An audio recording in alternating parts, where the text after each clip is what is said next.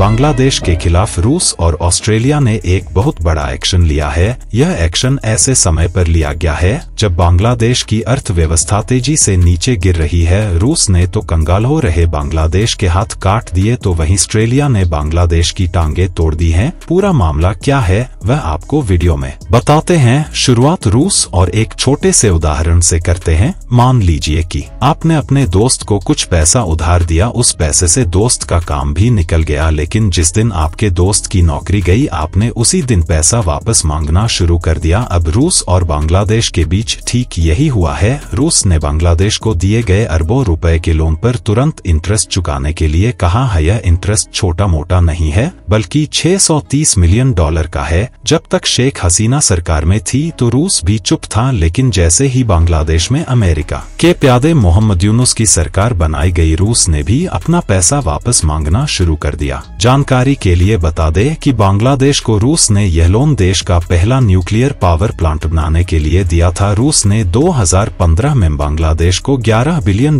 दिए थे। बांग्लादेश इसी पैसे का इस्तेमाल माल देश का पहला न्यूक्लियर पावर प्लांट बनाने के लिए कर रहा था। मजे की बात देखिए कि बांग्लादेश का यह न्यूक्लियर पावर प्लांट भारत और रूस मिलकर बना रहे हैं। इस प्लांट का नाम रूपपुर न्यूक्लियर पावर प्लांट है। शेख हसीना के तख्ता पलट से कुछ समय पहले ही रूस ने इस पावर प्लांट के लिए यूरेनियम की पहली खेप भी भेज दी थी, लेकिन अब तो बांग्लादेश में मोहम्मद यूनुस है, इसीलिए रूस ने मोहम्मद यूनुस सरकार से कहा है कि जो लोन लिया था उस पर इंटरेस्ट 15 सितंबर से पहले भर दीजिए। एक्सपर्ट्स का कहना है कि अगर शेख हसीना प्रधानमंत्री रहती तो रूस ऐसा नहीं करता, मगर मोहम्मद यूनुस के आते ही बांग्लादेश का यह न्यूक्लियर पावर प्लांट फंस गया है। बहरहाल अब आते हैं ऑस्ट्रेलिया पर। जिस तरह से दंगाइयों की टांगे तोड़ी जाती हैं, ठीक वैसे ही ऑस्ट्रेलिया की संसद में बांग्लादेश की भी टांगे तोड़ी गई हैं। ऑस्ट्रेलिया के एक बड़े मंत्री क्रिस बोवेन ने बांग्लादेश में हिंदुओं और दूसरे अल्पसंख्यकों पर हो रहे अत्याचार को लेकर बांग्लादेश की धज्जियां उड़ा दी। क्रिस बोवेन ने संसद में खड़े होकर बताया कि बांग्लादेश में 725 घरों और दुकानों को नुकसान पहुंचाया गया, 724 घरों और दुकानों को लूट लिया गया, जबकि 58 घरों और दुकानों को आग लगा दी गई। इसके अलावा क्रिस बोवेन ने बताया कि 17 पूजा स्थलों को भी नुकसान पहुंचाया गया है, 21 पूजा स्थलों को तो लूट ही लिया गया है। बांग्लादेश की इससे बड़ी बेइज्जती और नहीं हो सकती। आइए आपको क्रिस बोवेन का यह बयान सुनवा है।